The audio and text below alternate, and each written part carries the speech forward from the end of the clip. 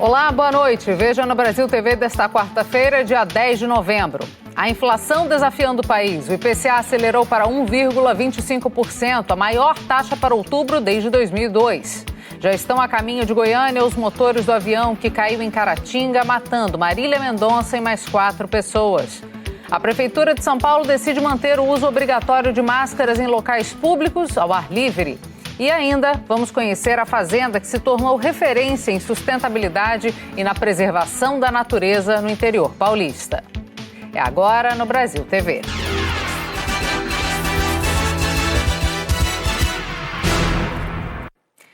A gente começa falando da inflação, que vem acelerando mês a mês e corroendo a renda do brasileiro. Os números foram divulgados hoje pelo IBGE. Foi o pior índice para outubro desde 2002 e o acumulado em 12 meses passa dos 10%. Quem traz os detalhes é o André Coelho. Olá, amigos do Brasil TV. A inflação ganhou força de novo, agora de setembro para o mês de outubro. O resultado ficou em 1,25% no mês, um avanço de 0,09 ponto percentual em comparação com setembro. Foi a maior variação para um mês de outubro desde 2002. No ano, o índice de inflação do país acumula uma alta de 8,2%. Nos últimos 12 meses, uma alta de mais de 10%. Todos os 9 grupos de serviços e de produtos pesquisados pelo IBGE tiveram alta agora em outubro. O maior impacto veio dos transportes, uma alta de 2,6%. O setor continua bastante pressionado pelas altas constantes nos preços dos combustíveis. Só a gasolina subiu mais de 3% no mês. Foi a sexta alta consecutiva. A gasolina já acumula um avanço de mais de 38% neste ano. O óleo diesel também teve forte alta agora no mês de outubro, um aumento de mais de 5%. Tudo isso pressiona bastante o bolso dos motoristas. Ultimamente eu estou tendo um gasto muito maior do que antes com o combustível, porque o aumento foi muito grande. Tendo dificuldade, mas não pode parar, entendeu? O que também está pressionando bastante o bolso do brasileiro é o preço dos alimentos. Foi uma alta de mais de 1% agora em outubro, destaque para o aumento dos preços do tomate, da batata inglesa, do café, do frango e do queijo. Entre as quedas, diminuição aí no preço do açaí, do leite e do arroz. Os gastos com habitação também tiveram destaque para alta agora no mês de outubro. Subiram de novo por causa da conta de luz. Ela perdeu força em comparação com setembro, mas teve mais um aumento de 1% agora de setembro para outubro, principalmente por causa da crise hídrica. Volto aos estúdios do Brasil TV. E esses números se refletem na bomba dos postos de combustíveis. O etanol saiu das usinas no mês passado com o preço mais alto desde março de 2006. Há 15 anos ele não estava tão caro. Em São Paulo já tem posto vendendo o litro do álcool a R$ 6,19. E olha que esse preço não é um dos mais caros do país. O preço que quase se esconde atrás do arbusto não passa despercebido. Aqui nesse posto da Barra Funda, o litro do álcool custa R$ 6,19.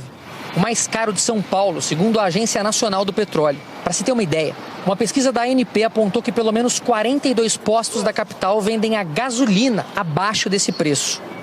O Ajax é motorista de aplicativo, roda em média 7 mil quilômetros por mês. Na hora de encher o tanque, já desistiu do etanol. Estou colocando gasolina, mas hoje mesmo assim a gasolina já não compensa, entendeu? Então, eu acho que quando for daqui até final do ano vai chegar a R$8, tranquilo, o combustível, e a gente não vai conseguir mais trabalhar. A Marinalva tem 3 carros por causa da empresa que ela administra. Em cada um deles testa um combustível diferente. A gasolina tem sido bem mais alto e pelo preço a gente acaba usando o etanol. Há um efeito psicológico, né, no consumidor. Se ele mandar encher o tanque com gasolina, ele vai andar mais, né? Mas vai custar muito mais para ele na hora de encher o tanque. Então, ele leva em conta aquele momento, ele leva em conta o preço que ele está desembolsando naquele momento. Mesmo assim, não está fácil. Esse ano, vários fatores impactaram no aumento do álcool.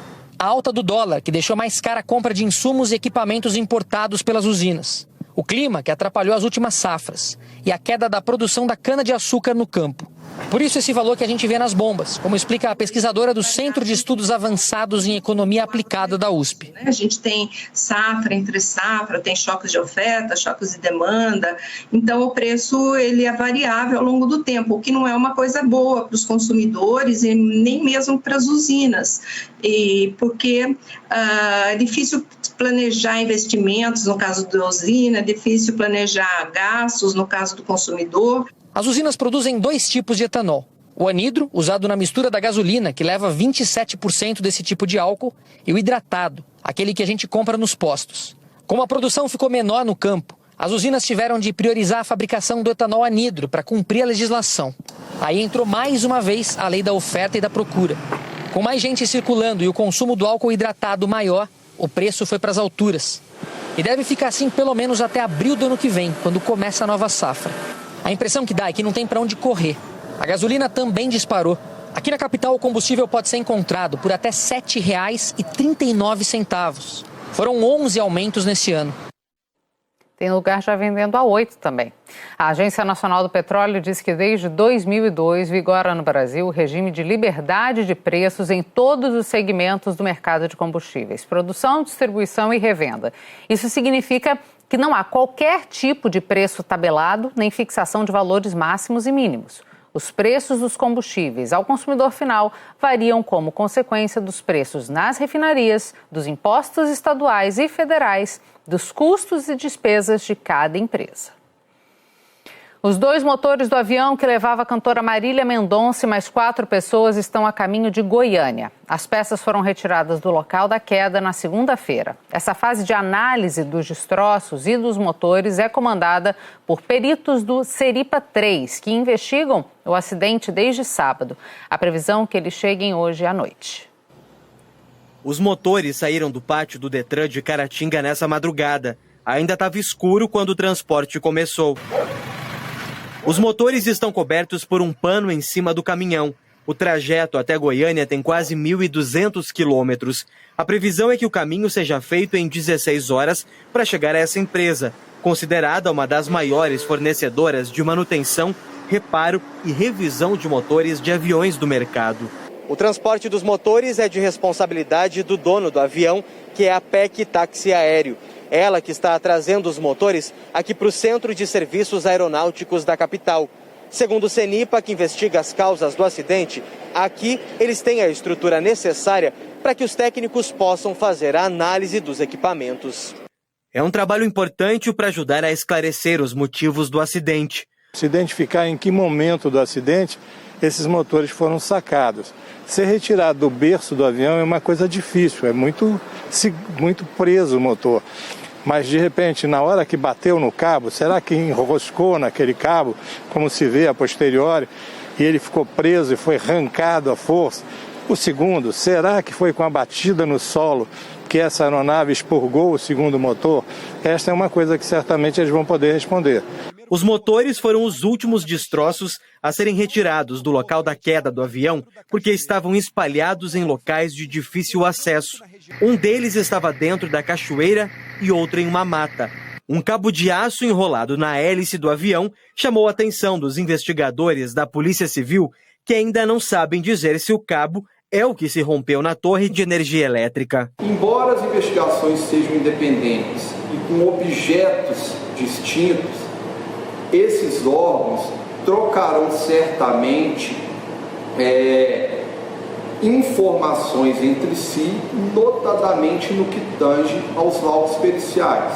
Existem laudos periciais que a Polícia Civil é técnica para fazer, existem laudos periciais que o CENIPA tem especialização para fazer. No Rio de Janeiro vai ser feita mais uma perícia, mas nos outros destroços do avião. As asas e a fuselagem chegaram ontem à noite na base aérea do Galeão. A aeronáutica disse em nota que, além de esclarecer as causas do acidente que matou Marília Mendonça e outras 4 pessoas, o trabalho é para prevenir acidentes parecidos. O avião que levava a cantora Marília Mendonça a Caratinga, em Minas Gerais, caiu na última sexta-feira. Marília, o produtor Henrique Bahia, o tio Abceli Silveira Dias Filho, o piloto e o copiloto morreram na queda. A PEC Táxi Aéreo disse que a aeronave e os componentes estão sob custódia das autoridades para análise e coleta dos dados necessários. A empresa afirma que está dando todo o apoio logístico na remoção dos destroços, que está à disposição dos familiares das vítimas e de todos os órgãos competentes e que permanece colaborando com o processo de investigação. A CEMIG esclarece que a linha de distribuição atingida pelo avião está fora da zona de proteção do aeródromo de Caratinga e que segue rigorosamente as normas técnicas brasileiras. A Prefeitura de São Paulo anunciou hoje que, diante do atual cenário da pandemia na cidade, o uso obrigatório de máscara está mantido na capital. Uma nova avaliação vai ser feita no dia 5 de dezembro. O Vitor Ferreira acompanhou o anúncio e tem as informações. A Prefeitura de São Paulo decidiu manter a obrigatoriedade do uso de máscaras em locais abertos aqui na cidade, porque os indicadores que monitoram a pandemia aqui na cidade de São Paulo ainda não atingiram níveis satisfatórios para a Prefeitura desobrigar o uso de máscara. Para a gente ter uma ideia, a taxa de transmissão comunitária é medida pela Prefeitura em 7 estágios. O mais baixo significa nenhuma transmissão, nenhum novo caso nos últimos 28 dias. A gente ainda está longe de chegar lá. O mais grave, o 7º estágio, significa uma taxa de transmissão comunitária muito alta, colocando a população em risco. Hoje, desses 7 estágios, nós estamos no 5º. Além disso, a Prefeitura está analisando, também acompanhando a taxa de vacinação. E o índice mínimo para que a Prefeitura libere o uso de máscara é 95% da população com mais de 12 anos já totalmente vacinada, com as 2 doses.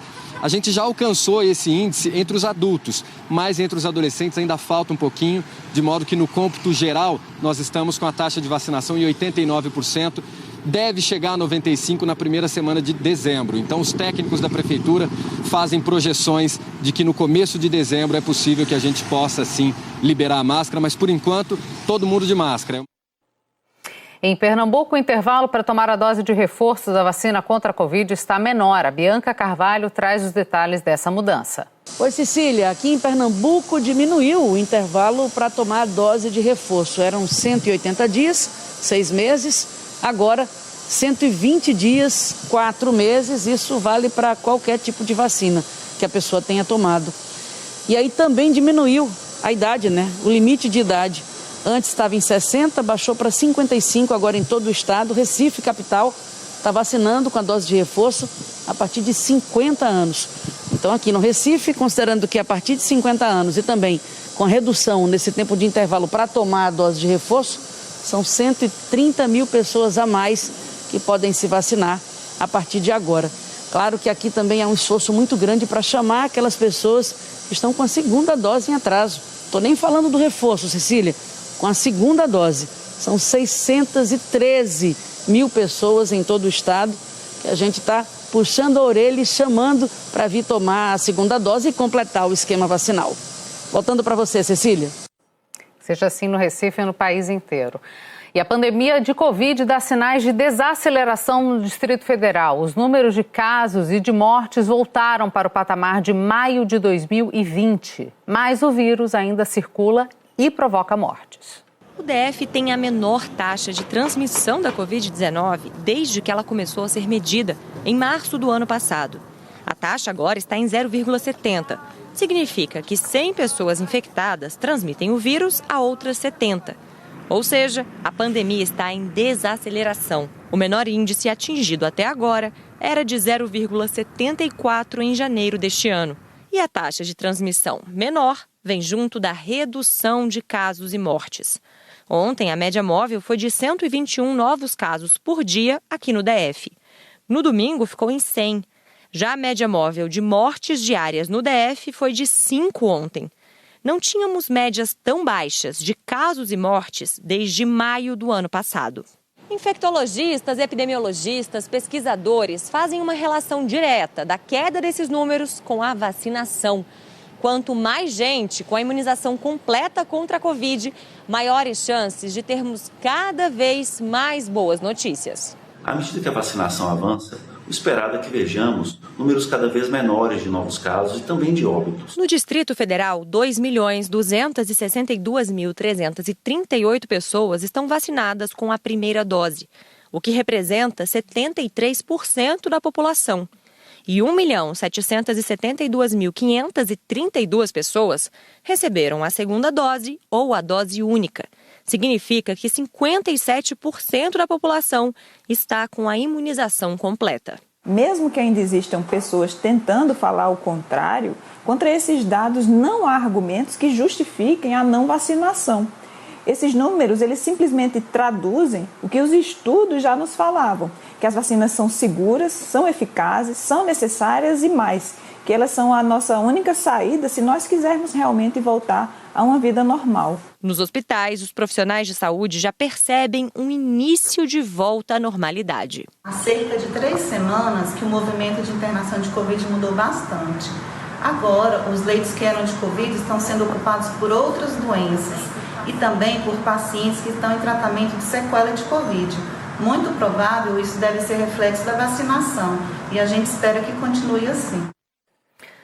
A Polícia Federal prendeu 18 pessoas em 6 estados. O grupo criminoso roubava envelopes depositados pelos correntistas nos caixas eletrônicos dos bancos. A ação dos criminosos foi gravada pelas câmeras de segurança dos bancos. Nessa agência em Atibaia, no interior de São Paulo, uma mulher ajuda esse homem a puxar um dispositivo colocado pela quadrilha na abertura do caixa eletrônico usada para depósitos com envelopes. Ele chega a usar a perna para forçar o equipamento. Em Canoas, no Rio Grande do Sul, a ação é bem parecida em um outro banco. 2 criminosos tiram do caixa eletrônico a adaptação feita para roubar os depósitos. Essas pessoas elas eram, de uma certa forma, aliciadas, né, e organizadas e enviadas para diversos estados da federação a fim de praticar o mesmo tipo de delito. Na realidade, é um ataque aos terminais de autoatendimento. A quadrilha começou a ser investigada no início do ano, depois de agir em 9 agências da Caixa Econômica Federal na Serra Gaúcha. Em abril, a Polícia Federal fez uma operação. 49 pessoas já tinham sido presas até agora. E mesmo assim, os bandidos continuavam agindo no Rio Grande do Sul e em outros estados. Hoje teve mais uma fase da operação para prender outros integrantes dessa quadrilha. 18 pessoas foram presas preventivamente em 6 estados: Bahia, Santa Catarina, Mato Grosso do Sul, Sergipe, Espírito Santo e São Paulo.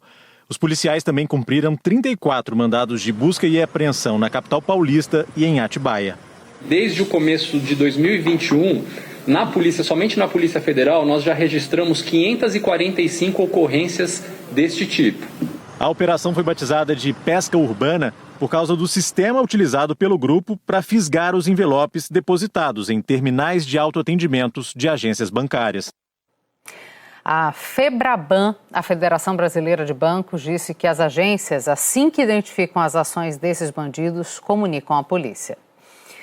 A seguir, o Parque das Aves em Foz do Iguaçu, no Paraná, está fechado depois da morte de 174 flamingos. As aves foram vítimas de um ataque de 2 onças.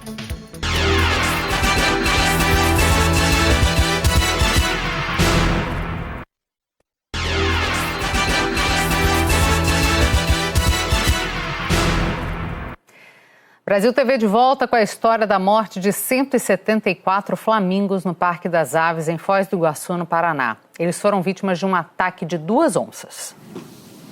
Quem chega no Parque das Aves é surpreendido pela notícia. O Parque das Aves entrou umas onças ali, então por isso hoje está fechado. Estou sabendo aqui por agora, porque ele falou, sabe? Mas aqui é a natureza, né?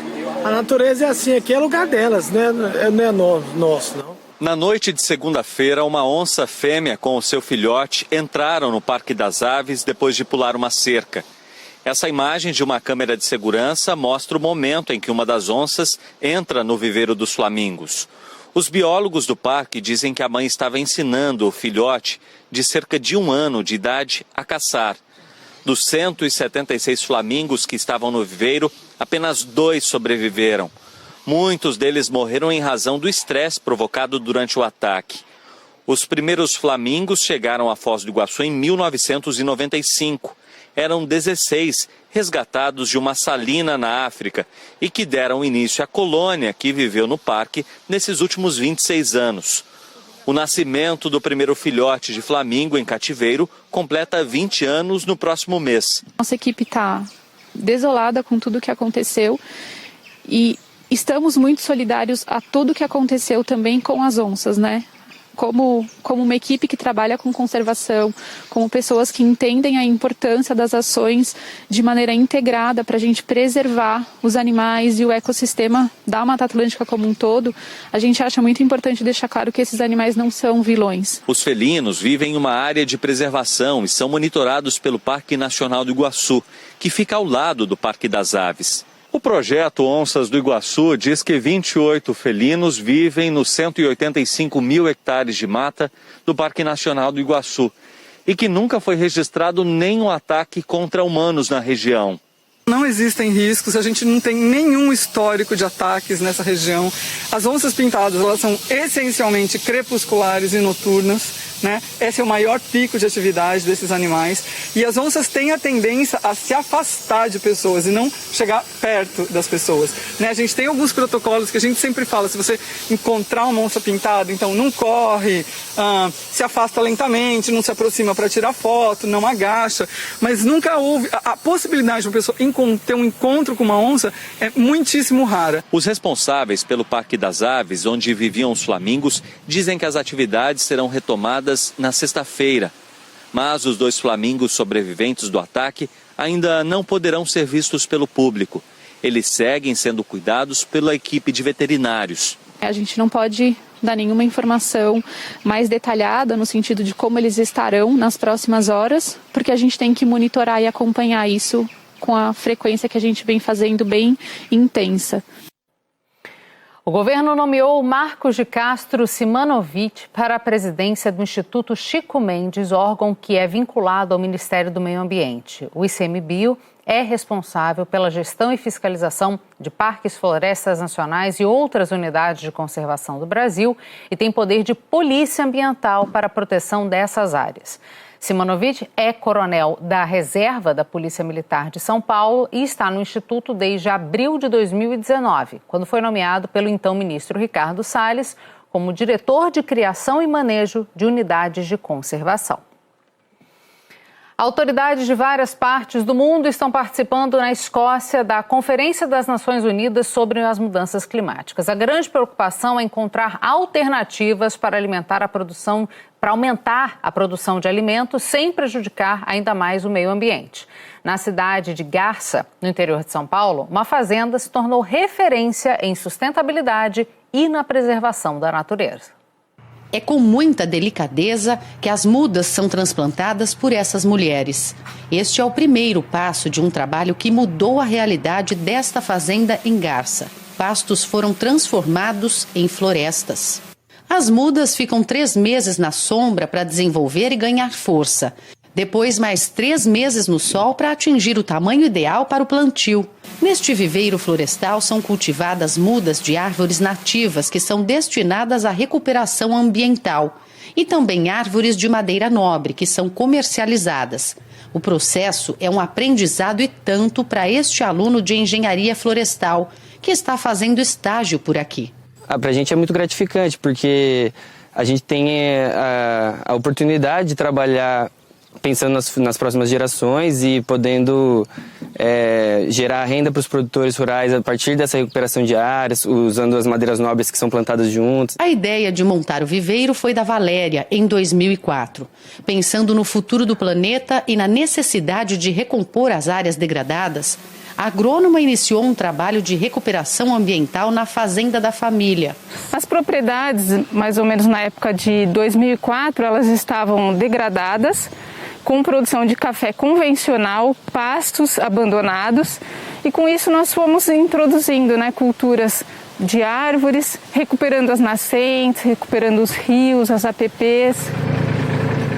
Foi um trabalho de formiguinha ao longo dos últimos 19 anos para chegar em 300 hectares de área recuperada. Por ano são produzidas 1 milhão de mudas. 20% são destinadas à recuperação ambiental e o restante para os produtores de madeira nobre. Nós estamos aqui num viveiro de mogno africano. Para chegar a esse tamanho demora mais ou menos 6 meses. É exatamente no ponto de plantio. A fazenda se transformou numa empresa que comercializa mudas para quem quer recuperar áreas degradadas e também para quem cultiva árvores de madeira nobre. As mudas são vendidas para vários estados do país. Além de ter a natureza totalmente recuperada, a fazenda também tem uma agrofloresta, onde os proprietários cultivam pupunha. Hoje, a produção abastece os supermercados de Garça, mas a ideia é ampliar o atendimento para outras cidades da região. Na fazenda também tem o cultivo de café e o beneficiamento dos primeiros cortes das madeiras nobres cultivadas na propriedade. O valor do metro cúbico cerrado de madeira nobre gira em torno de R$1.000 a R$3.000, dependendo da qualidade da madeira. A madeira nobre é um investimento a longo prazo. Uma poupança verde que em 20 ou 30 anos pode dar um faturamento de até R$400 mil por hectare no corte final das árvores, dependendo da espécie. Com o reflorestamento feito nos últimos anos, a nascente dentro da propriedade voltou a ganhar vida.